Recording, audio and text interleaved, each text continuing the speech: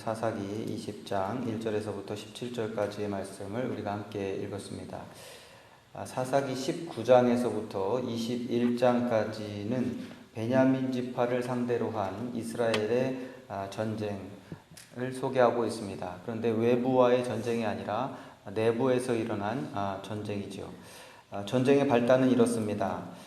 간음을 해서 내쫓긴 첩을 찾으러 간 한 레위인은 이제 아내를 다시 데리고 집으로 돌아오는데, 돌아오는 길에 베냐민 지파에 속한 그 기브아 땅에 유숙하고 오게 됩니다. 그런데 그때에 불량배들이 집을 에워싸고 그 레위인을 죽이려고 하고, 또 그 아내를 탈취해서 밤새도록 그 아내를 강간하고, 그래서 그 아내가 죽는 그런 끔찍한 일을 이 레위인이 당하게 됩니다. 그래서 그는 너무나도 분한 나머지 자기 죽은 아내를 12토막을 내서 이스라엘의 각 지파에게 보냄으로써 자신의 원통함을 풀어줄 것을 탄원하게 됩니다. 이 사건은 이스라엘 전체에 엄청난 파장을 일으켰는데, 그것은 이스라엘이 베냐민 지파를 대적해서 모은 그 40만 명이라고 하는 군사의 숫자만 봐도 우리가 그들이 얼마나 이 사건을 중대하게 다루고 있는가를 알 수 있습니다.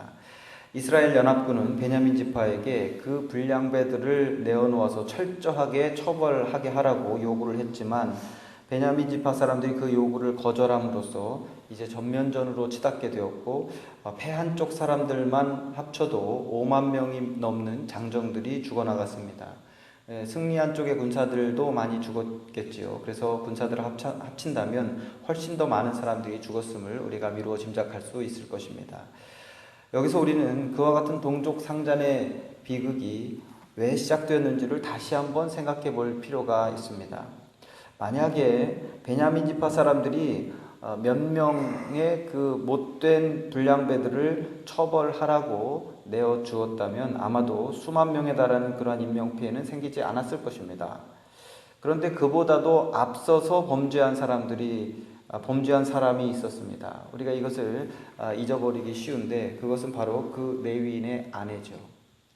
지금 죽은 사람이 이 레위인의 아내이기 때문에 피해자로만 우리가 생각을 합니다. 맞습니다. 그 아내가, 여자가 피해자가 맞죠.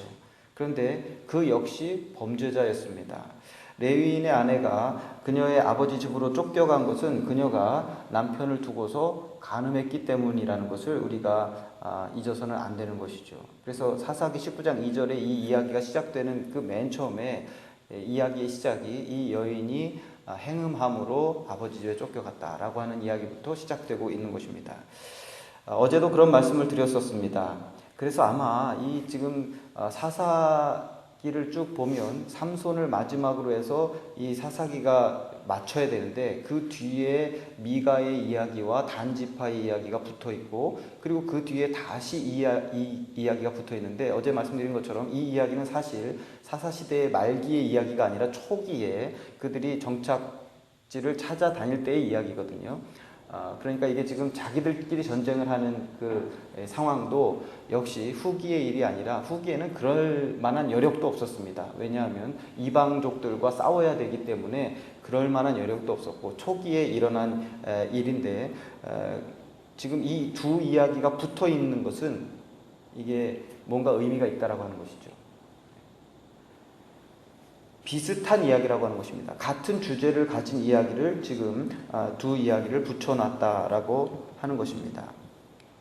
어제 무슨 얘기를 새벽에 나눴었냐면, 그 미가 한 사람의 가정 그 우상숭배, 그리고 그로 인한 그 가정의 우상숭배가 한 지파의 우상숭배로 이어지고, 또 그 단 지파의 우상숭배가 여로보암 왕으로 말미암아 북이스라엘 전체의 우상숭배로 이어졌다라고 하는 말씀을 통해서 작은 죄를 소홀히 여기고, 그래서 그 죄가 확산될 때에 큰 재앙이 될 수 있다라고 하는 말씀을 드렸었습니다.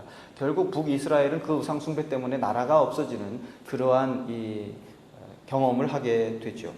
그런데 오늘 말씀도 똑같은 말씀이라고 하는 것입니다. 베냐민 지파의 지도자들이 자기들 안에 있는 그 범죄한 불량배들을 율법대로 엄하게 처벌했더라면 수만 명의 장정이 목숨을 잃고, 또 그들의 가정이 파괴되는 그러한 일은 일어나지 않았을 것입니다. 그런데 그보다 앞서서 만약에 그 베냐민 지파의 불량배들이 그 힘없는 여인을 강간하고 죽이는 죄를 범하지 않았었더라면 역시 베냐민 지파가 멸절될 위기까지는 가지 않았을 것입니다. 그러니까 죄가 지금 전쟁이라고 하는 것이 큰 이슈이지만 거기에 그보다 조금 더 작은 그 범죄가 있고 또 그 범죄의 그 죄보다 또 그 죄의 뿌리가 되는 또 다른 것이 또 나온다고 하는 것입니다. 이 마치 고구마 줄거리 나오듯이 하나씩 계속해서 지금 나오고 있는 것이죠. 이 불량배들의 범죄에 앞서서 일어났던 범죄, 만약에 그 레위인의 첩이 자기 남편을 두고서 간음을 하지 않았었더라면, 간음도 당시에는 큰 죄거든요. 그런데 그 간음을 하지 않았었더라면 동족상잔의 비극은 생기지 않았을 수도 있었다라고 하는 그러한 결과가 되는 것입니다. 어제 나눈 말씀과 똑같이 모든 비극은 결국 한 사람의 범죄로부터 시작됐다고 하는 것입니다. 그렇기 때문에 우리는 아무리 작은 죄라고 할지라도 애초에 그 죄를 용납해서는 안 되고, 혹시 죄를 짓는다고 할지라도 한순간이라도 빨리 회개하고 그 죄가 작을 때, 아직 처리할 수 있을 때에 죄의 문제를 해결하지 않으면 안 된다고 하는 것입니다. 이 죄가 내 손을 떠나지 않을 때, 내가 해결할 수 있을 때에 그 죄의 문제를 해결하지 않으면 이미 그 죄가 나를 떠난 뒤에는 이제 확산돼서 큰 재앙을 가져올 수 있다는 것입니다. 호수에 모래를 던지면 어떻게 될까요? 호수에 모래를 던지면 가라앉죠. 그런데 호수에다가 돌덩어리를 던지면 어떻게 될까요? 돌덩어리를 던져도 가라앉습니다. 작은 모래나 돌덩어리나 가라앉기는 매 한 가지라고 하는 것입니다. 우리가 죄를 대할 때 어떤 죄는 큰 죄, 어떤 죄는 작은 죄, 큰 죄는 안 되고 작은 죄는 그래도 되고, 이런 의식을 가질 때가 많이 있습니다. 그렇지만 사실은 그렇지 않다라고 하는 것입니다. 그것이 속는 것입니다. 비록 작은 죄라고 할지라도 그 죄가 커져서 아주 큰 일을 만날 수 있다라고 하는 것을 오늘 이 사사기의 마지막 부분은 이 두 이야기를 통해서 우리에게 가르쳐주고 있는 것이다 하는 것이죠. 죄는 작고 크고의 문제가 아니라고 하는 것입니다. 죄가 작고 크고 관계없이 우리는 하나님 앞에서 죄를 감출 수 없고, 어떤 죄이든지 하나님은 죄를 미워하시는 하나님이라고 하는 것을 우리가 절대로 잊어서는 안 되고, 하나님의 백성, 하나님의 자녀인 우리도 하나님께서 그 죄를 미워하시는 것처럼 죄를 미워하고 죄를 멀리하는, 그리고 항상 성결한 삶을 살도록 노력하는 그러한 성도들이 되어야 될 줄로 믿습니다. 그래서 우리가 죄를 안 질 수는 없다고 할지라도, 죄를 짓더라도 빨리빨리 그 죄를 해결하고 흠과 티가 없이 주님 앞에서 성결한 삶을 살기를 노력하는 그러한 저와 여러분이 되기를 주님의 이름으로 축원합니다.